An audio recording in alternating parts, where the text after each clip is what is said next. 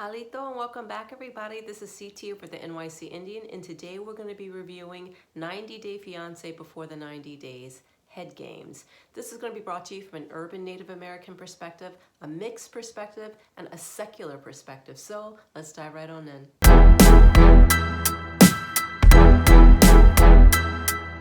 So now it's time for Gino and Jasmine to go to Jasmine's mom's house and to meet her for the first time. So they meet and her mom looks completely unimpressed, okay?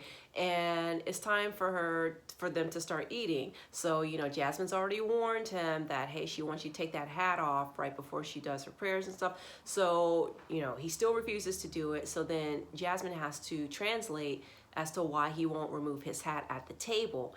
And her mom, once again, not impressed. She was like, all right, whatever. She finishes up. And then next thing you know, she comes out with the little pistols, man. She is just going on about his age. And she has every right to confront him about that. And he's like, oh, it's like a 20-year difference, but a lot of people have age gaps or whatever. And, they do fine. So I don't know. I think that Jasmine, she's probably, not probably, I don't want to say for sure, but I would imagine that she might be just looking for marriage and not necessarily children. I mean, they said that they were talking about kids and, but she was really taking the birth control and he didn't know. I don't think she wants any more kids. I mean, look at her. She's very high maintenance. She takes care of herself. She works. I mean, she's got her kids already. I don't know what age they are, but I don't think she's going to want to start all over again. I think she's going to want to go to America and get that kind of life started again. Not be a mom, staying up all night with, warming up bottles and stuff like that. I just do not imagine that for her going forward. I could be wrong, but I just don't see it. So, yeah, I mean, I don't blame the mom. She doesn't want to lose her daughter to another country and she's going to end up taking her grandbabies, right? So then she would still have this young daughter who's like a teenager or something like that. What is it? Jasmine's daughter, or Jasmine's little sister looks like a teenager. So, then she would lose support. The mom would lose support if Jasmine moves away and then she has to do everything maybe alone with the younger daughter. Maybe she relies on Jasmine to help out with the younger sister. I don't know, but yeah, I can understand the mom's concern, but yeah, he's just, I don't know, but he's just such a weirdo. Can you imagine somebody bringing home Gina? Oh my God. So now it's time for Jasmine's mom to pull out the old photo album and she's doing it so strategically, so just to shade the hell out of him. So he will look at a photo of her when she was in, I don't know, preschool and think, what year of college she was in already or something. So, Jasmine, she was embarrassed by the photos and stuff like that, but, basically it led up to him wanting to know if Jasmine's mom would give him the blessing to marry her. And, eventually she does, but she goes through the whole thing about, not wanting to lose her daughter and stuff like that. She's still worried because of the divorce that Jasmine experienced before. So I'm thinking to myself, oh God, it's just like, she looks just like her mother. Her mannerisms, she's just her mom, but younger, with hair extensions and, that's it. I mean, she's so much like her. I can see Jasmine's mom thinking the same way Jasmine would think, in a sense that this guy's not really the guy, and Jasmine knows that too, but Jasmine just figures this is a good, if she can kind of control him and, financially she can be where she wants to be with him, then that's a good deal. But she's realizing more and more that Gino is not financially to the point where he can even take care of her in the way that she wants to be taken care of. So later on, she gives him a dance lesson and oh my God. If I was related to him, I would have been like, okay, we got to do an intervention. We got to get him off TV right now, okay? Did you see, I mean, I know not everyone has rhythm, but that was really bad. That was so bad. I mean, but you know what? Hey, listen, he was having a good time at the end of it, but oh, it just hurt my eyes to watch that. He was moving the top and I don't know, I don't know. And she's like, just move it. Just move your hips. Just move it. It's like, Jasmine, it's not that easy for him. But that was pretty bad. So now we're back with Ben, and he's on the phone with his buddy talking about the meeting that he had with Mahogany's parents and the whole fake apartment situation. And his friend is like, okay, well, just like, like keep your ears open. But Ben's an idiot, so he's not gonna listen, right? So now he has this little meetup with Mahogany and two of her friends. Now listen, they're sitting there talking, and the friends are like saying like, yeah, we didn't know you're her boyfriend, because he was calling himself her boyfriend. And it's like, what is wrong? Like, what is wrong with him? Like seriously, what is wrong? Why would you think that she is your girlfriend? I can see that obviously she played you online, right? And where you could think that maybe you're kind of like talking, but a boyfriend? Get out of here, especially after the meeting with the parents and finding out her real age and stuff. Like, come on, like, what is this type of thinking? To me is like, really, it pisses me off, because it's kind of like this entitled thinking that some men have towards women. Basically, like, you know what, you showed me a little ankle, now you're mine. Like this kind of, I mean, I know she played him at the same time, but her actions didn't follow her words. And he's saying that, now, but her actions haven't followed her words for quite some time. I don't know how long that they've been communicating, but you knew that before, but you still thought it was your right to get on that plane and to go pursue her. You thought it was your right when you were in the airplane, when you were in the airport and you're saying, hey, I'm on my way to come, and she tells you, no, my parents don't want you, whatever. You still think it's your right to keep going. Like, that's kind of, first of all, she shouldn't have been playing with fire like that, because there are some weirdos and freaks on the internet. And sometimes those weirdos and freaks will show up at the doorstep. So I think that was just a very dangerous little game she was playing. Hopefully some lessons learned come out of this. But I mean, just the sense of like entitlement and delusion, like that's the thing that I just don't like about him. But I don't know, maybe with that whole cult and everything, they were telling him that, women belong to men, or maybe he was getting some misogynistic messages. Listen, I shouldn't say maybe, I'm only too sure he was growing up in a heavily religious sort of environment like that. So, and to me, that kind of, it shows itself, the way he's acting like, you're mine. Yes, she played him, but she's still young and she's kind of stupid, right? So in that case, just wash your hands and go away. Like, why would you even pursue someone that has that much of an age difference with you anyway? What is wrong with men trying to go after these women that are in countries where they don't speak the language, they're financially dependent on them, and they're super young, they're the same age as like their kids and stuff like that. That, to me, that's like a grooming, you know what I mean? It's a very sick thing. I don't like it, and he just turns me off with all of his behavior. Ugh. So with Ben being still salty off the heels of finding out that he's only her friend, okay, I don't know how he manages to convince this girl to go on some little trip with him, but he does. And she goes with him. They're in the car. They go to some other little town. And the conversation is so awkward. He wants to talk about his feelings the whole time. She doesn't want to talk about any of that. So you know how she tries to shut him down? She tries to start a conversation about Jesus. I thought that was so funny. I thought that was hysterical. So, and she goes into like, she posed like a whole philosophical question to basically take all the conversation away from all this love talk and, marriage. Because he's like, but we talked about marriage, and we talked about starting a family, what was up with all that? And, and she's like, well, that was just talk, it was online. It's different when you meet a person in person. And it's like, how stupid is he to not realize that people, they talk shite online. They talk shite. That's what people do. They lie about their age. They lie about their weight. They give fake profile pictures. That's what people do. Not everybody does it, but a whole lot of people do that. But he's acting like her, like having whatever little promise of, going on dates and stuff, like these little conversations means that, like she's officially his girlfriend. If that conversation was never officially had, why would you even make that assumption?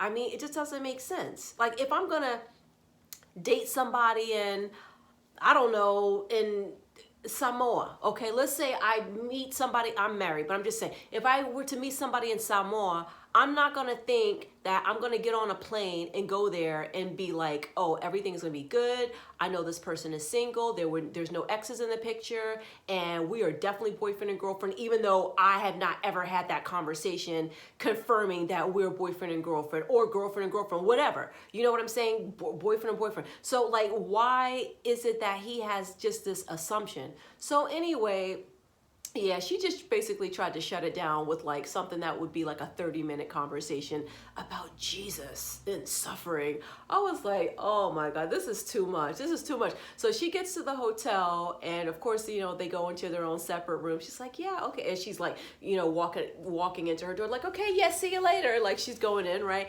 And I'm thinking to myself, what was the deal that was struck behind the scenes? Was it that, you know, she'll go as long as production is there, and then, but is there also another friend there as well? Like, what is it? Because it seems like she's a little bit too creeped out by this guy to even go through all of this, to go to a whole other town with him. Like, she just seems very nervous around him. So I mean, this is just like so like catfishy and scammy. I just kind of want this storyline to come to an end. He keeps saying like, oh, you know, why is she bringing up, he was upset that in the car that she was bringing up that he shouldn't like make assumptions and stuff about the conversation because it was just talk and stuff like that. But now he's like, well, what about her past? You know, she's got a lot of holes in her story too, but you know, I'm not even bringing those up.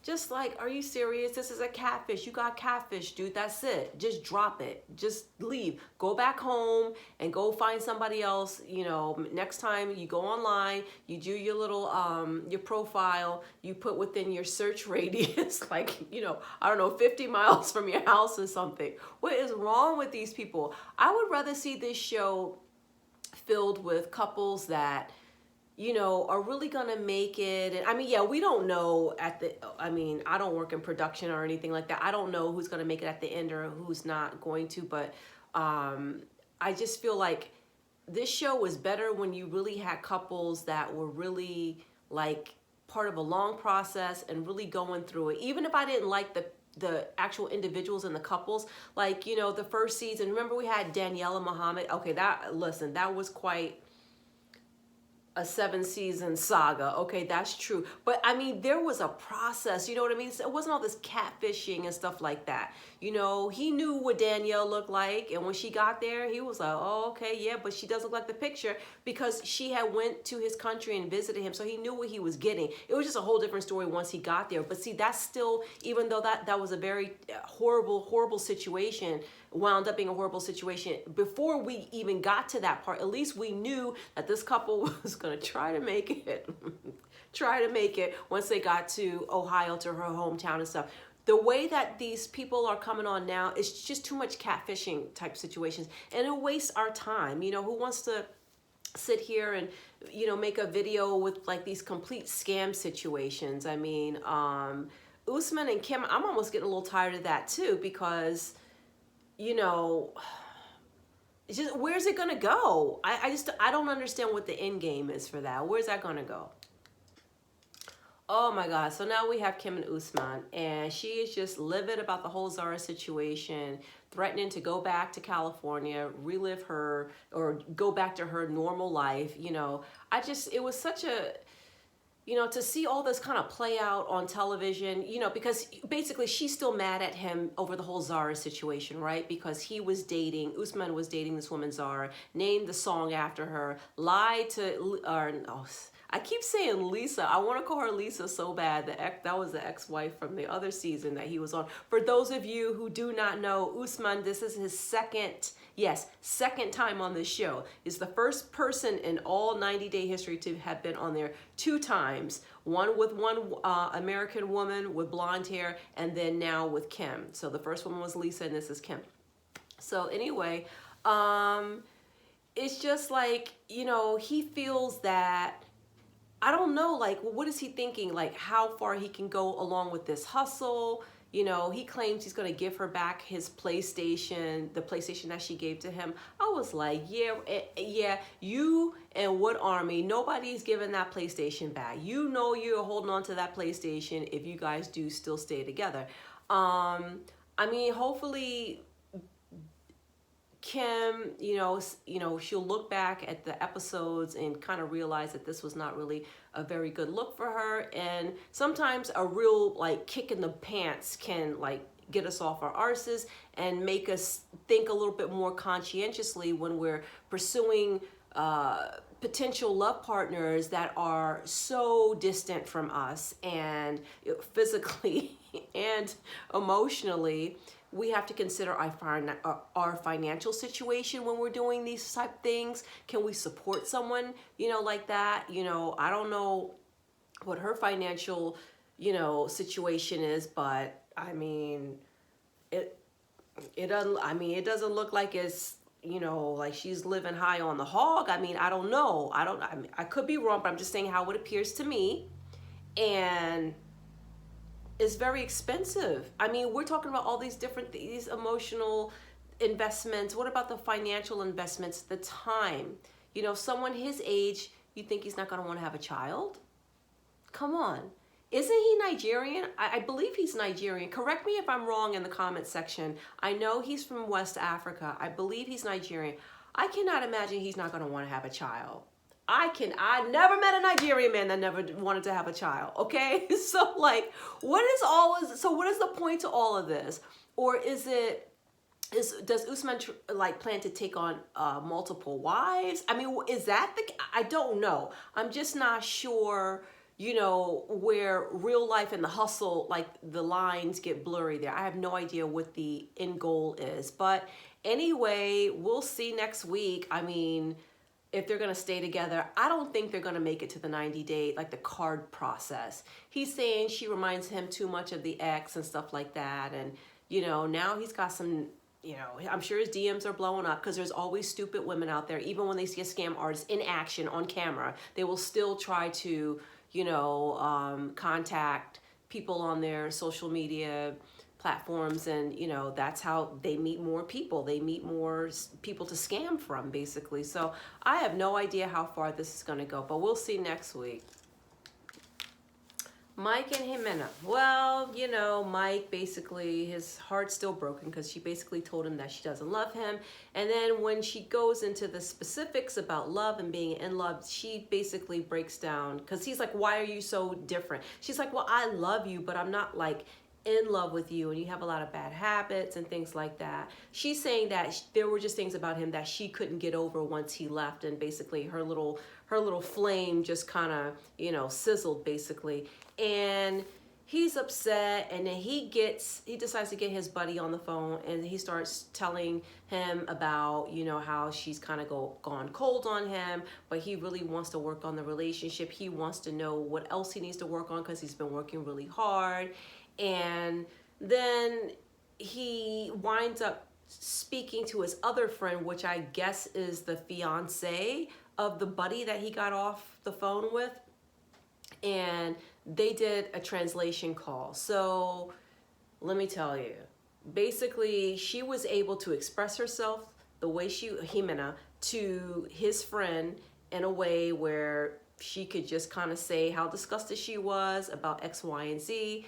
I mean, she just doesn't like him, right? And I don't think he needed a translator for that. She's turned off by him. I know he's trying to give it that last try and everything, but it's like, you have to read the writing on the wall after a while. And, she didn't like you like that in the beginning. She had a lot of pressure to improve her life, her status. Her family wanted her to, marry him. She didn't like him from the beginning. Now, before she met him in person, she still had no problem taking money and stuff like that from him. And I mean, I don't really care about that kind of thing because, listen, if you're two grown adults and nobody's putting a gun up to your head to send her that money, anybody's going to do it. Well, not anybody, but a lot of people will do it if you're just giving it away like that. And that's just being honest, right? But once you got there and she was kind of lukewarm with you, I mean, there were moments where she seemed lovey-dovey, but most of the time it was pretty lukewarm. And the lovey-dovey seemed to be more about her being happy that he was there, not like a physical attraction sort of thing. So why do you need all these people to tell you that she's not into you when she's literally telling you she's not into you? The translation app, you know, it was like she did it 4 or 5 different ways. Every time it was translated, it came out to be the same thing. So it wasn't like the translator app was broken or something like that. She just, you know, she's not into you, but she wants whatever you can give her.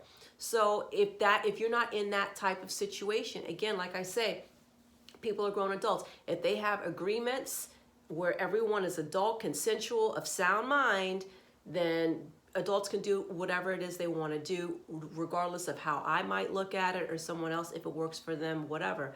But it's only, in this case, it's only working for her, so that's not sustainable for the long term if he's not getting what he needs out of it emotionally. So you just need to cut your ties, and that's that. These couples on these reality shows now, I mean, it makes you wonder if they're just, you know, like, it just makes you wonder from episode to episode, are they going to even make it to the end of the season? Because it just seems like so many of them are just going to break up. I don't imagine what that's going to be like, or I can't imagine what it's going to be like to even have a reunion if you only have like a few couples on there. Is Kim going to stay? Is Mike going to go back? Because this, before the 90 days, it's like these people are traveling to the other countries, right? Or in this particular episode, this is not Married at First, or sorry, oh goodness. This isn't 90 Day Fiancé the other way where the Americans are living in foreign countries, but it kind of feels like that because we have, you know, Mike and Hamza and who else? Mike, Hamza, oh, and Kim. They're all overseas. And I mean, they're not in Canada. They're not in Mexico. They are like far away from home. So yeah, he just needs to cut his losses. I mean, what else can you really say for this episode? So now Hamza in Memphis. Woo, they finally hire an interpreter. Thank goodness, okay? So she gets to say, you know, in her, without worrying about a language barrier, that basically, listen, I know that you're worried about my ex being in the picture, but, you know, I have kids. There's certain things that, I mean, he's not going to be 100% gone, but you don't have to worry that I'm going to run to him every time I have a problem. I have you now. And then Hamza's upset and saying, you know, like, he doesn't know if he can trust her, and that he feels as though her communication style, like, she gets a little bit too hyped up too quick. But, you know, look, I mean, she's from Michigan, right? I mean, he's about to learn. He's about to learn because, listen, here's the thing, all right? When he comes to Michigan, listen, Michigan has one of the largest Middle Eastern Arabic-speaking populations. Not only Arabic, but there's different, you know, they also have Chaldean populations and stuff like that. I have family in Michigan. I've lived in Michigan. It is you can find whatever you want if you're coming straight from the Middle East and you're looking for a place to settle. That could be where you can have maybe a little bit of an easier time kind of settling into American culture, because there's just so much Middle Eastern culture already there. And I mean, established Middle Eastern culture from I would say at least from the 1980s that I can think of. I don't know if it was earlier than that, especially in the Dearborn area. I mean, Iraqis, Syrian, well, when I was a kid, there was Syrians, and but probably the largest was the Lebanese community. So while I really do think it's going to be a very difficult thing for him to transition into American culture, if they decide to maybe move, because I've been thinking about this, if they move outside of her town, then maybe he'll have more exposure. But where she lives at, isn't she like, I believe she's like within an hour or hour and a half outside of the Detroit area. I think,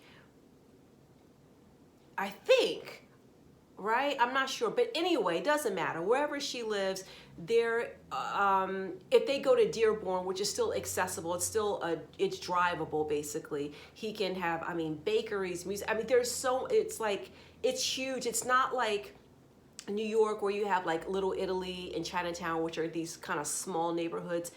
In Dearborn, Michigan, It is huge. It is huge. It is like it's like a little Middle East in Michigan. So I mean, maybe if he kind of plugs in there, maybe he'll have less of a hard time getting, transitioning.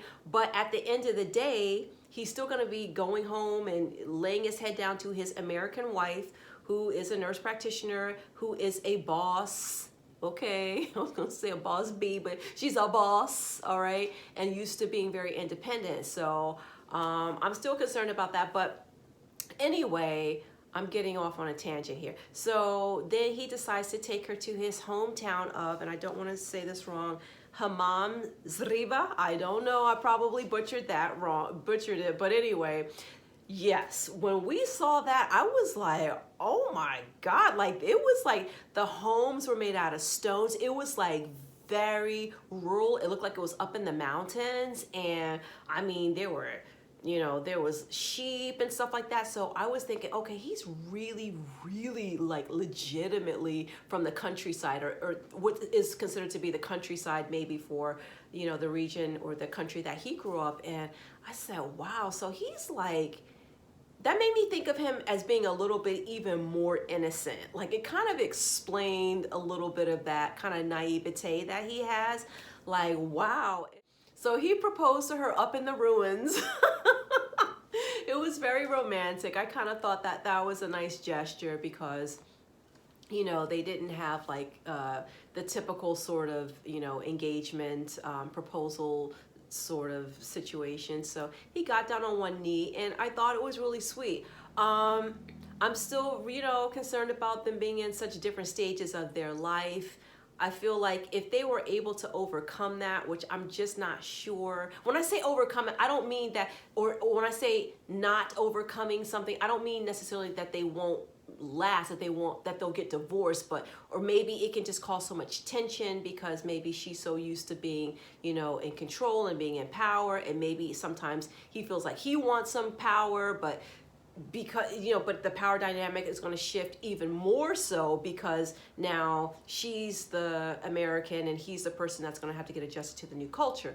So yeah, we will see later on. Of course, she accepted the proposal, but she wanted to make sure that he trusted her, and he said that he did. So we'll see where they go with this. I don't know. That would be like so cool if I was like visiting a relative in Michigan and ran into them like at the Walmart or something.